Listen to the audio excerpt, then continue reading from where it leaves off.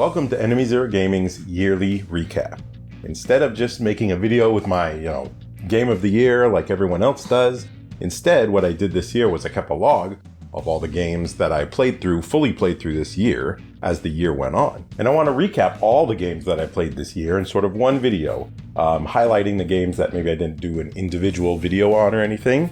So, how was 2023 in the enemyzero gaming world? Well, it was one of the best years ever, especially for a 32-bit lover like me.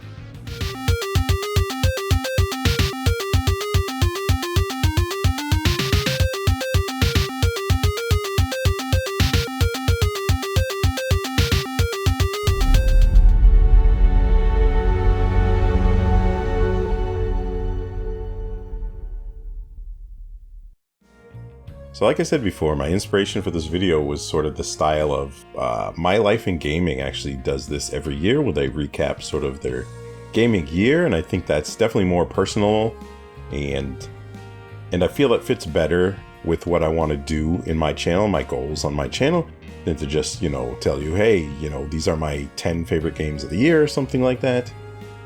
And my channel's only been around this year. It started very, very late last year. So I really only have 1 year of content. And so a lot of the games I played this year were played, on the channel or I talked about before. And so the ones that I've, done like reviews of or whatever on the channel, I typically won't put on a list like this. I don't know. I'm sure this is going to change and evolve every year. And one thing to note about me too is I honestly don't play a lot of new games right when they come out. I typically wait till they go on sale to get them or something like that. So there's honestly, believe it or not, there's not a lot of 2023 released games on this list.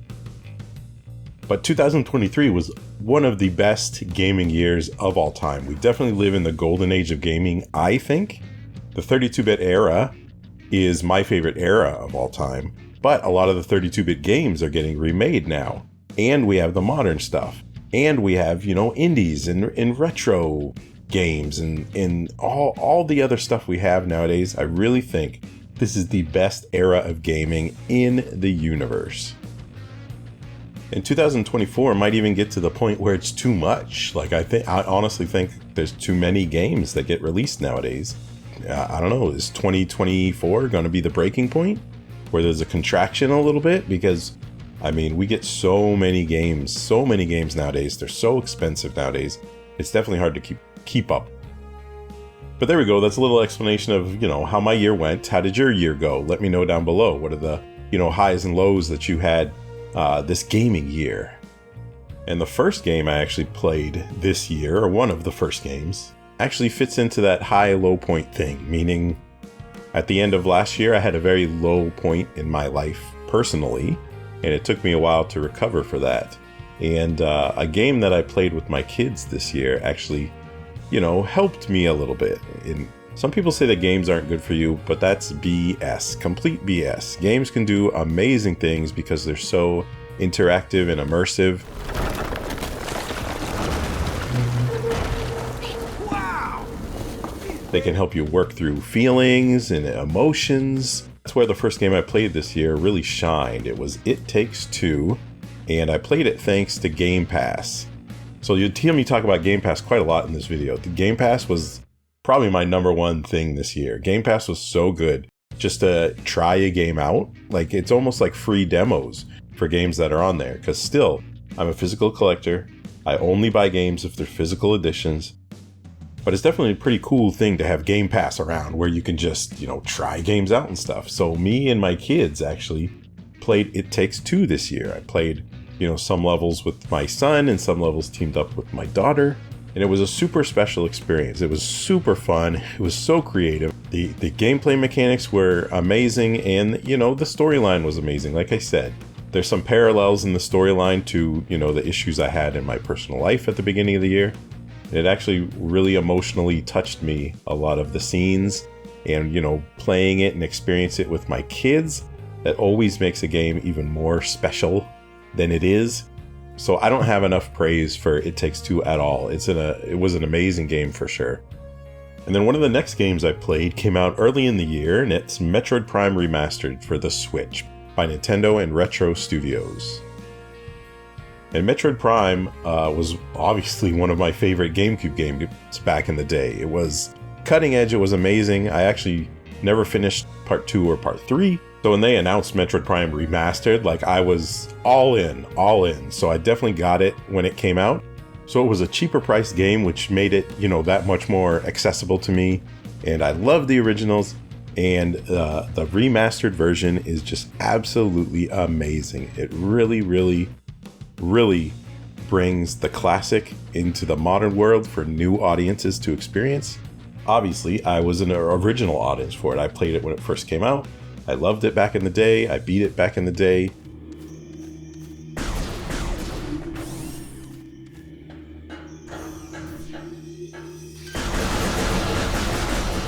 And I did play it for the channel. It was one of the first Let's Play series I did on the channel.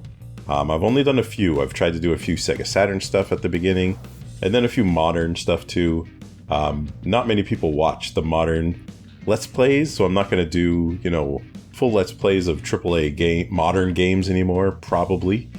But Metroid Prime Remastered was definitely worth doing. It was worth experiencing on video, refreshing the memory and everything. And Nintendo did such a phenomenal job with it. The graphics are so good.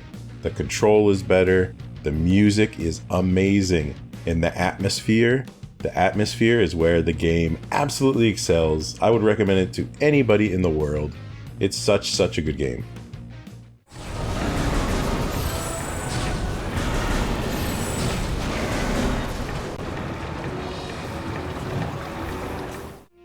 And that brings us to a game for one of my favorite series of all time, and it doesn't make sense that I didn't play it till this year. It does not make sense at all, but that's life. Because when this game came out, I remember it not getting that good reviews, and even though I loved 1 and 2, I heard through a lot of reviews, this is one time I actually bought into what the reviews were saying without making up my own mind, which is what I tend to do nowadays, is I make up my own mind. I don't really look at reviews. I don't really think of see reviews or anything. Maybe I'll watch a video to see if I'm interested in a game or not. And so early reviews of Kingdom Hearts 3 honestly weren't that great. They said it's more of the same thing. The combat wasn't super interactive anymore, which I do agree on that point, by the way. But I sort of, in my mind, I was like, oh man, they really, they dropped the ball with Kingdom Hearts 3. Like it's not even going to be close to 1 and 2. So I'm not going to play it. So I bought it. I have it on the Xbox and the PS4. I have 2 of them for some reason. But I didn't pick it up and play it till this year, because at the very beginning of the year, or the end of last year, I think, I introduced Kingdom Hearts to my kids. And again, my kids love Kingdom Hearts almost just as much as me. It's one of those special things. We played through 1 and 2 together. And then, of course, after we finished 2 and I introduced them to the series, it was just natural to start 3 for the first time. So we actually started Kingdom Hearts 3 for the first time, and it blew away any of my negative expectations that I had in my head. Kingdom Hearts 3 was a absolutely perfect send-off to the Kingdom Hearts trilogy. Especially, the ending, the cinemas near the ending as you got to the end of the game, the returning characters and everything like that. It's definitely not perfect. I do think the combat is not very interactive, but Kingdom Hearts 3 has got a huge place in my heart, and I can't believe I beat myself up because I didn't play it, back when it originally came out. However, I did experience it for the first time with my kids again and again. Maybe that's a running theme to my year this year, is, experiencing good games with my kids that they like too. They love the Kingdom Hearts games. My son has started his own game in Kingdom Hearts 1, trying to work through it little by little. And everything you love about Kingdom Hearts is just ramped up in Kingdom Hearts 3. And even though the combat's a little non-interactive with all the, the big rides and everything, that it continues the amazingly cryptic story, and it ends it on a super high note. And I loved every second of Kingdom Hearts 3. I loved all the worlds. I loved the graphics. I 100% it. I found all the flans and everything. I got the ultimate weapon, which is the best ultimate weapon in any Kingdom Hearts. Like, it's pretty darn amazing. The characters are great. It's great that the Disney characters fight with your party. You don't have to kick out Donald or Goofy. So that's definitely an improvement from the old Kingdom Hearts. And I just love the Kingdom Hearts series. It was a perfect ending for it. I can't wait till Kingdom Hearts 4. My kids can't wait too. We're obviously going to play that all together. It was definitely a high point of this year for sure. Targeted. There! It's over! Alright, the next game is a controversial one. It is. Well, it's not controversial because everyone loves it but me. It is Zelda Tears of the Kingdom. And now, listen to me. Listen to me. I don't like open world games, okay? I like a little direction in my games. I don't like just being thrown into a world and not do whatever you want. Some people live for that sort of game, and that's what, Breath of the Wild and Tears of the Kingdom do. I did like Breath of the Wild quite a lot. It was one of the only open world games I ever really did get into and finish. I did a lot of the shrines. I finished the story. I liked everything about it. Tears of the Kingdom I did get when it came out, obviously. And I did enjoy my time in it. But it just goes to show you how we're all different, right? Like, I've heard people complain on other channels. I've heard people say that they actually didn't like Tears of the Kingdom because they felt it was more restricting than Breath of the Wild. And I can't even fathom that, because Tears of the Kingdom to me is so overwhelmingly open. That's why I mentally checked out of it. I did not finish it. I'm probably like 75% of the way through or so. I've done, 3 of the temples. There's only one more to go, and then, probably the castle with Ganon and stuff.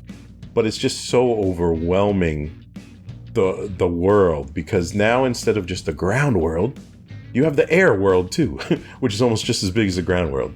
And then even after that, you have the underground world, which I've been in the underground maybe 2 or 3 times, and it's terrifying. And I leave the place and go, try to do the story. And it's just too much. It's just too much for me. It's too overwhelming. I can't deal with it. So I'm pretty sure I've given up on the game. I don't think I'm going to finish it. Maybe someday I will when I have a little bit more time.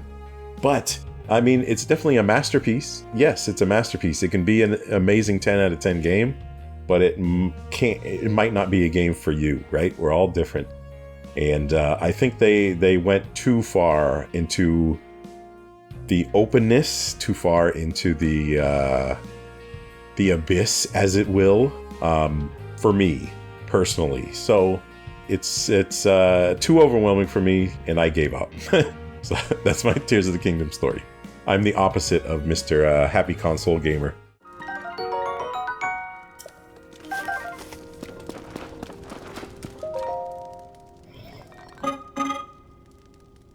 And then a little bit after Tears of the Kingdom came out, I believe the next big title I played was Jedi Survivor. Jedi Fallen Order I really liked. I wasn't a super big fan of Cal as a character. It was kind of boring. But me and my son are huge Star Wars fans, and we definitely liked the games. He really wanted to play this game. And so, I got it relatively after it came out, not right when it came out. I'll take the Inquisitor. Keep that other gunship off my back. On it!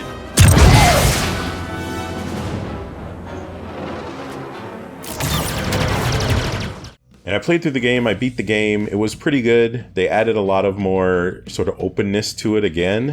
And again, I'm not a big open world game player. I don't like it.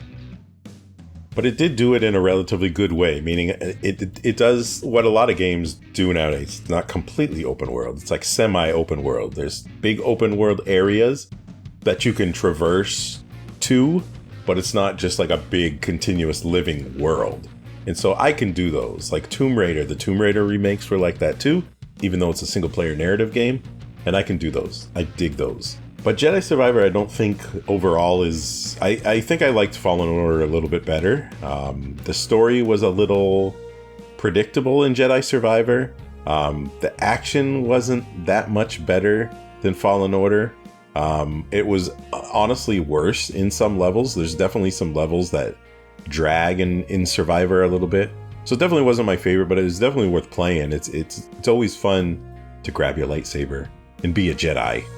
So I hope they can improve, some of the, the flawed storytelling in some of, the aspects I didn't necessarily like all that much from Survivor, because I know they're making a third part to the trilogy, and they're working on it right now. And one thing about Jedi Survivor 2, it was super glitchy for me, and that's kind of surprising, because it's made by Respawn Entertainment, who made, Titanfall 2, which are absolutely amazing games. And I did a video about it, first sort of initial impressions on it on the channel, if you want to look it up. And there's definitely a lot of glitches that I found in my initial impressions that I sort of pointed out in that video. So, it's a pretty flawed game. It's pretty fun. It's always fun to be a super Jedi swinging around and doing your thing.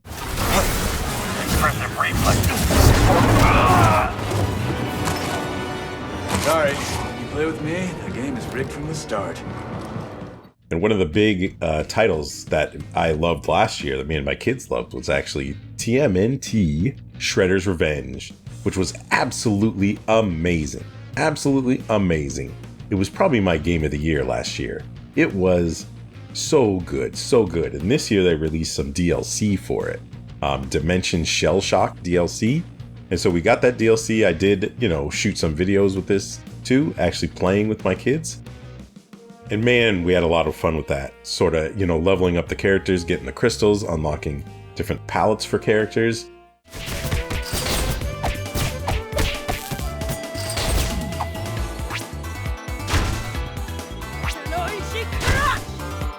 I have the physical Switch version, but I also have it it was on Xbox Game Pass too. So I actually bought the DLC on the Xbox. But we had a lot of fun with it. It's sort of like a roguelike, battle mode where you go in, you don't get very far, you die, and you start again. You get a little bit more powerful each time, which is what a lot of, gameplay styles are going to nowadays. But anyways, Shredder's Revenge as a whole and the Dimension Shell Shock DLC, like, it was literally only $7 or something like that. Like, it was so worth it. It's such a good game. I would highly suggest playing it. It's just like those beat 'em ups of old, and it stars the Ninja Turtles, which I obviously love.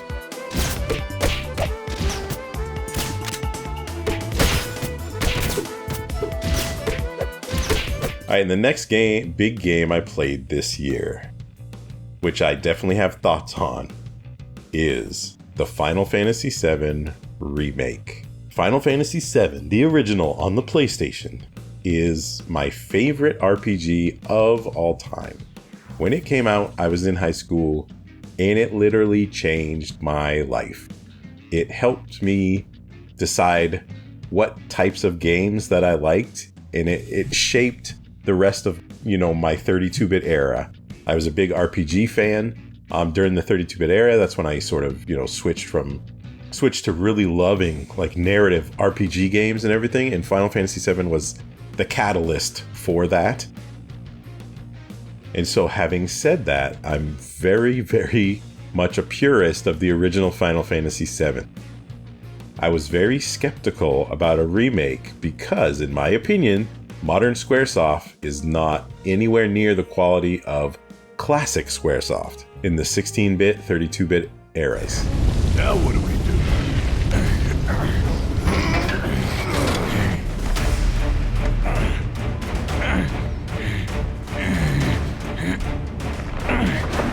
Modern Squaresoft is very financial based. They're not as artistically inclined as they used to be, in my opinion.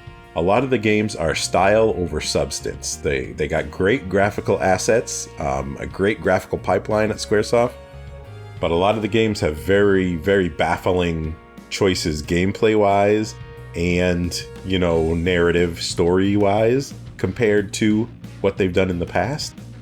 So I was super worried about the remake, and I understand I'm in a minority again, looking at the people that really like the remake. But there's definitely, I do like the remake, okay? Let's get to the remake. I obviously the graphics are amazing.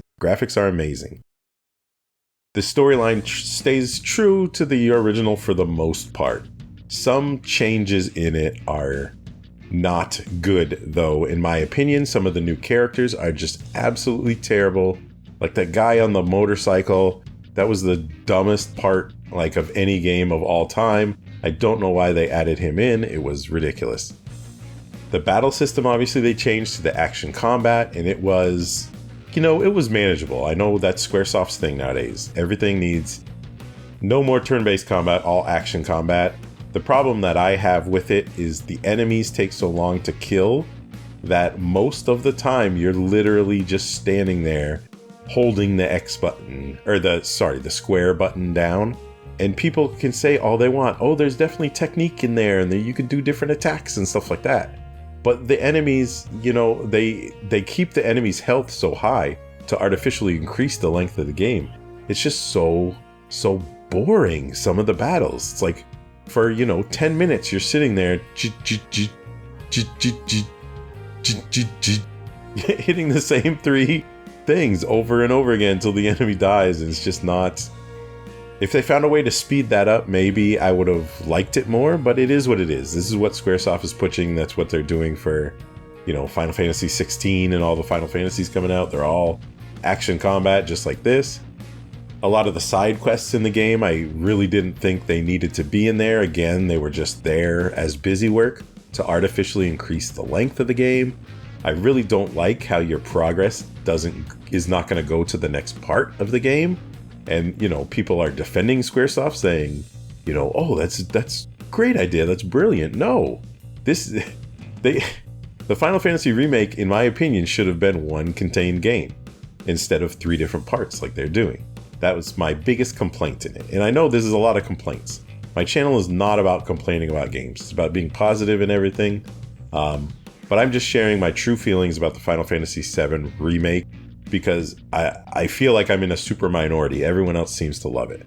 The world from Final Fantasy VII is still amazing. Like, it's absolutely amazing. Materia is amazing. The limit breaks are amazing. A lot of the gameplay, a lot of the graphics, a lot of, you know, battle notes are great. The voice acting is really good. I think the dialogue could use work. I think the dialogue is pretty weak. But I did, you know, get through the whole game. I did enjoy my time there. I definitely like the original a little bit better.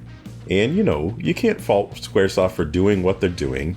The only thing that I really knock them for is splitting the game into 3 parts. I really don't like that. I don't like companies, you know, that do stuff like that just to get more money out of people, because it's a money decision. It's not, you know, an artistic decision.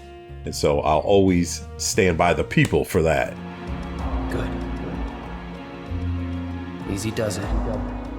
Slow. And steady.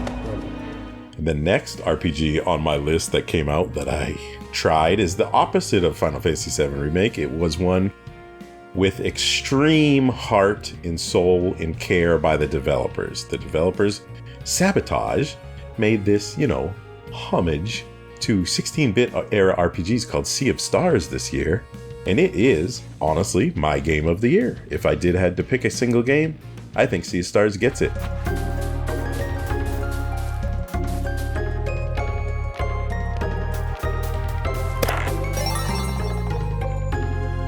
Because there's no other game like that this year. 16-bit RPGs like this don't come out anymore. They literally don't, or they're super rare at least, right? And Sea of Stars is so good. It's the music is amazing. It's done by the composer that actually did the original Chrono Trigger. Sea of Stars is super inspired by Chrono Trigger and, you know, Final Fantasy 3/6 on the Super Nintendo. Like, it's very much geared towards the nostalgic people about the 16-bit era RPGs, which was, you know, Squaresoft. We just talked about Squaresoft. That was their golden era. So to me, Sea of Stars is better than the Final Fantasy VII Remake. It hits all those notes that the classic RPGs did, but the graphics are amazing, the pixel art in it is amazing, and you can really tell that Sabotage Studio really honored the source material and really honored the nostalgia for the classic stuff. It was definitely substance before style, even though the style is there, right?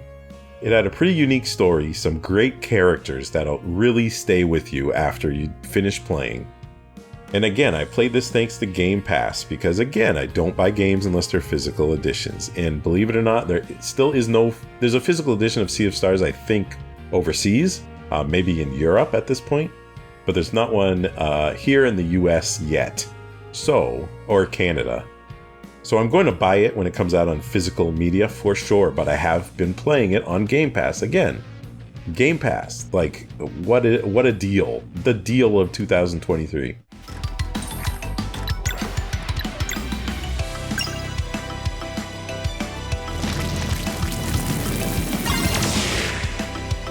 And the next couple big games I played were actually retro games that I'd never beat before, and I wanted to correct that atrocity. The first one was Castlevania Bloodlines. I do have the Castlevania collection from Limited Run Games. Yes, I do buy limited run games once in a while, even though, they don't ship games for like a year after you give them your money. But again, physical edition. I didn't want the digital one, so that's what I could do. So I got the Castlevania Bloodlines edition of it with the Genesis case, and obviously being a classic retro game player, I've played Castlevania before when I was a kid. I played the Nintendo ones. I had Castlevania 3. I got it for Christmas one year on the Nintendo, so I loved that one. I played the Super Nintendo one quite a lot. And then obviously in the 32-bit era, Castlevania Symphony of the Night is one of my favorite games of all time. But even being a Sega kid myself, even loving the Genesis and everything, I actually never played Castlevania Bloodlines for more than like the first level. I think I maybe rented it back in the day, but I didn't really get into it that much. And I wanted to correct that this year because I have heard that it's a pretty good Castlevania game. So as soon as I got the collection, I played through it and I did beat it. And obviously it's easier to beat nowadays because you got, save states and stuff like that. So obviously I did that. But Castlevania Bloodlines for the Sega Genesis was definitely way better than I gave it credit for when I initially played it way back in the day. I think I was one of those people that sort of bought into the hype that the Super Nintendo one, Castlevania 4, was way better than Bloodlines, even though I was a Genesis person. But it's got some pretty cool graphical effects, pretty unique graphical effects, especially for the Genesis in there. It's got 2 different characters to play. It's got some very unique versions of the Castlevania bosses in it too. Like it's a very, very underrated game. Because when I hear people talk about Castlevania, I don't really hear them talk about Bloodlines all that much. People in the know talk about it, about how good of a version it is, and I definitely felt that this year playing it. It was definitely way better than I had thought it would be, and I'm glad that I got through it.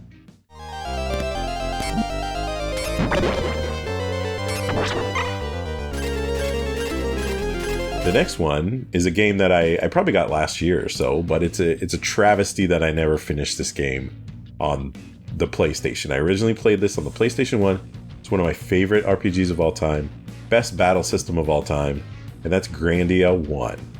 It's another limited run game that I got, the Grandia collection, which is actually super expensive nowadays. I guess they didn't make that much of them, and there's no other physical edition you can get. This is it. It's got Grandia 1 and 2 on it. And 2 I did beat back in the day on the Dreamcast, but believe it or not, I played Grandia 1 on the PlayStation and the Saturn, but I never beat it back in the day. I never finished it. When Grandia came out on the PlayStation, I absolutely fell in love with it. I fell in love with the lightheartedness of it. I fell in love with the characters in it. The graphics were pretty good. And, the battle system was the best battle system, best RPG battle system of all time, in my opinion. The way it was done, it was so good. But back then also there was a lot of games to play, so I would jump around games once in a while. In Grandia, I played through it probably a couple times, but I never finished it because there's always a point in Grandia. The only flaw in Grandia, I think, is your characters are limited to their attacks, meaning your attacks get more powerful as you use them. And once you get different like magic attacks and stuff, your characters get like a lot of different attacks. Even your weapon skills get higher as you use weapons. So the only way to really make your characters more powerful, it's not just leveling them up. It's actually using all the different weapons, using all the different magics in battle. There's always a point in Grandia where it got too hard because my characters weren't using enough attacks, if that makes sense, to overcome the obstacles or the next super hard boss or something like that. And it's very tedious to get up to that level. Like if you do, find a really hard boss or something like that, you can't just go level up. You actually have to go level up all your weapon skills and different weapons and different magic attacks by using them in battles. It's a very slow, grueling process. And that's really the only complaint I have with the game. I love Grandia. I love Grandia and Grandia 2. It went a little downhill after that.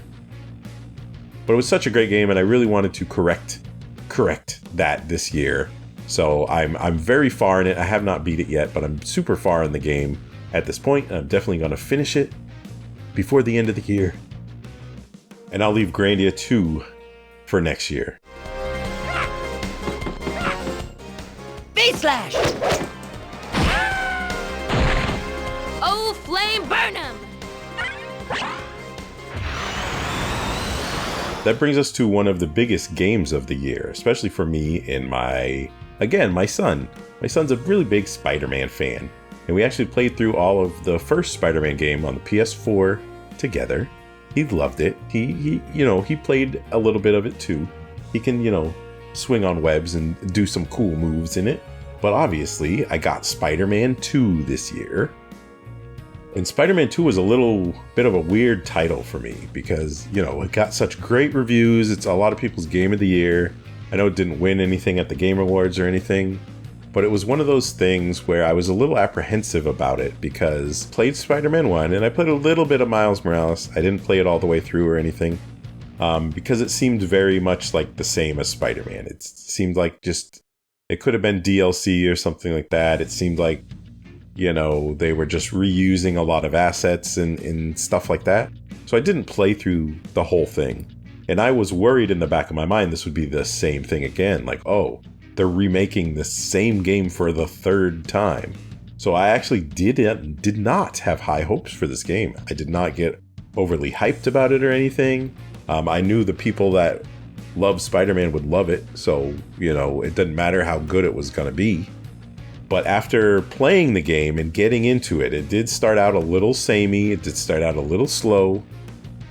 But as Spider-Man 2 got into the meat and potatoes of the story, and the symbiote started to pop up, and there was more stuff with Venom, and more of the Kraven story in the background, it really, really ramped up into an unforgettable journey. The last scenes of the game, the last, probably 25% of the game or so, when you feel you're getting to the end and it keeps going on, a lot of games wear out their welcome. Like, it's like they just keep dragging it out and you're like, oh, I hope this ends. I hope this ends. But Spider-Man 2 was the opposite. It was like, oh, I hope this keeps going. This is getting cooler and cooler every hour. Like, I hope this keeps going for like 20 more hours. And it ended up being just an absolutely amazing masterpiece. Me and my son loved collecting all the costumes. We did all the quests. We 100% the game. We did everything in the game. There's a lot of surprises in the story that I won't spoil here. But the storyline was absolutely amazing. I thought they did, the symbiotes and everything, like, amazing. The graphics were obviously amazing. The fast travel in the game was just like something so cool I'd never seen before. It was just amazing all the way around. It's definitely worthy of the praise, and it might be my game of the year if it wasn't for Sea of Stars. But it was definitely an amazing game, and it was definitely a reason that I'm thankful that I got a PS5 late last year. Pathetic.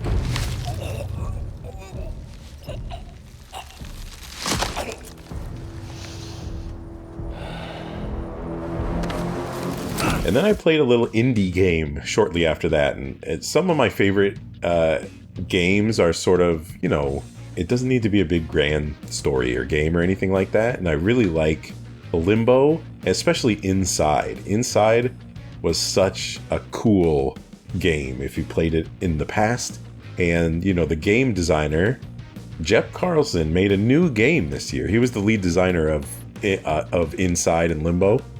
Well, he made a new game this year called Cocoon. And Cocoon, I had no idea what to expect. No idea at all. But the game design in Cocoon, it's a pretty simple game. There's only one button. It's not very long. There's not much to it. It's definitely an indie game in that sense, but it's such a brilliantly designed game that I literally couldn't put it down when I played it.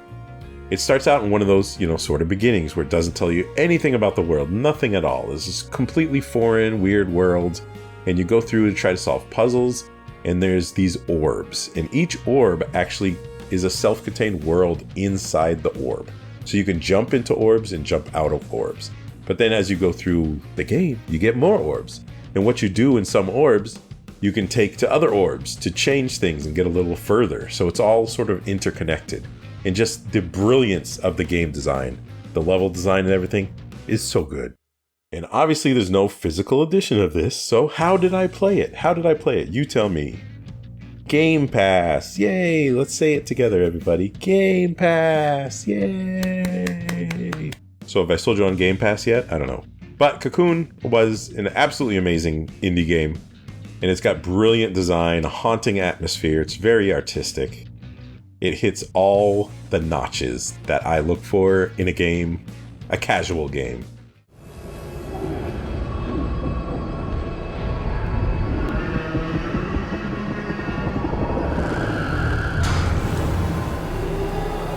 Honestly, my list is a little light. I don't have a lot of free time, right? I have 2 kids, and I have a job, and I have the channels and everything.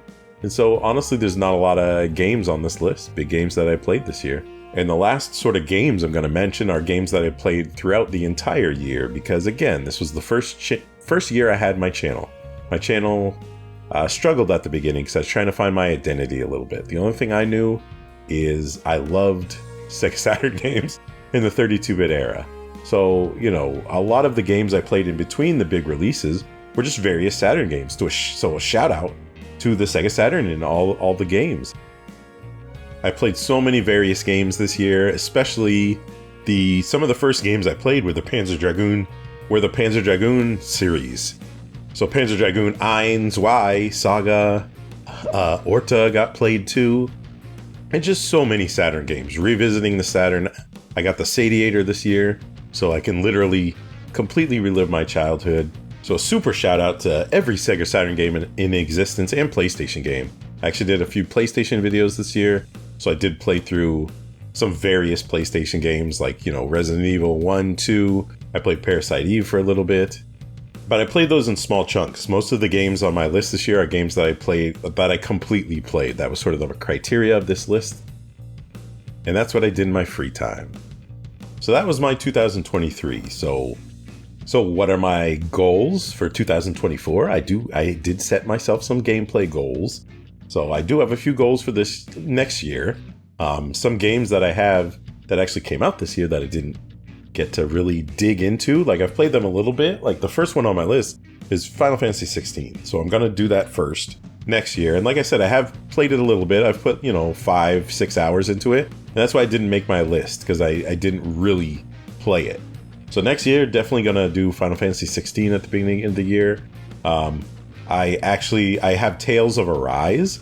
I've never been a big fan of the Tales series. I've been more a fan of the Star Ocean series. But I did get Tales of Arise. I did want to try to jump onto the series again, and I heard pretty good things about that, so I do have it.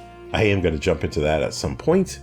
In addition to the Big 3 remakes, there's Big 3 remakes that I actually made a video of at the beginning of the year saying there were, some of my most anticipated titles. And for various reasons, mostly time. I just haven't had time to start them yet. Obviously, Mario RPG is super high on that list. Like, I really want to play Mario RPG. I just haven't had the time yet. So I'm sure it's going to be on my 2024 list. Along with the Dead Space remake. Dead Space remake is one of my most anticipated games this year. Dead Space terrified me back in the day. I played it on the PC originally with surround sound and, headphones. And it legit made me sweat and terrified me. So the remake, I'm sure, is going to do the same thing, but I just never got around to playing it for whatever reason. So that's definitely on my to-do list for 2024. Along with the last remake that I was super hyped about, that I have made videos about, Star Ocean Second Story R. I love Star Ocean Second Story on the PlayStation. It was one of my big PlayStation RPGs. I loved it. I got all my characters to level 255. Like, it was one of those classic games that I love. I've played the demo of the remake, and it blew my mind. It blew my mind. It was so good. This is exactly what a remake should be, exactly. So I can't wait to start that. I will start it this year at some point. I'll find time. And one of the big oddities of a series that's just amazing that I love, but I never really finished it in the past, is the Bioshock series. So I did get to the end of the first Bioshock. I never got to the end of part 2, and I never got to the end of Infinite either. I've only played Infinite for maybe, a couple hours or so. So that is definitely something I am going to rectify this year. I'm going to get through the Bioshock series. Maybe I'll do a video or two about them.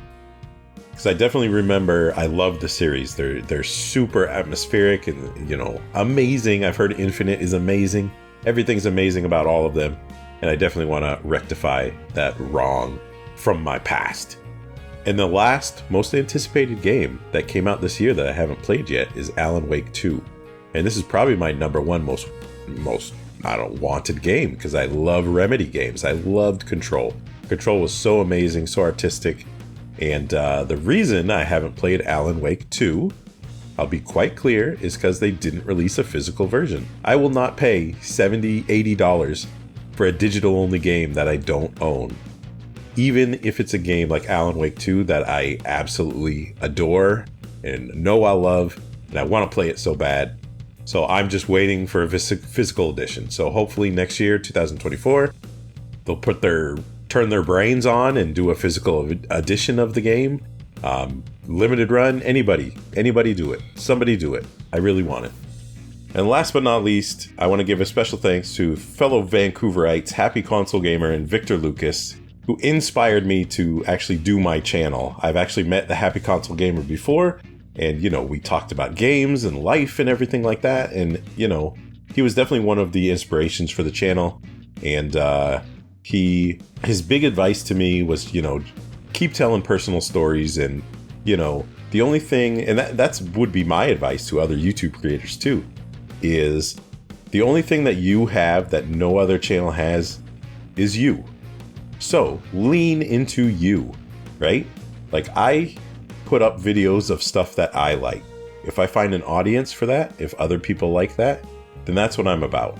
I don't want to be famous. I don't want to be a celebrity. I don't want none of that. I just want to have fun and talk about things that I like. And that's what Johnny Millennium Happy Console Gamer has done for years. He found his audience. He found people that like the same stuff as he likes, and he's definitely an inspiring creator. And then Victor Lucas, he taught us to play forever. He's still around, he's still kicking, and you could really see in everything he does his passion for the people that actually make games, in addition to the games themselves, is awe-inspiring.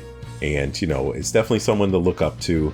And I'm glad that I actually live in the same city as those two guys, and that they inspired me to take the journey that I'm on. So thank you again for staying with me this long video, if you actually watched it all. That was my 2023.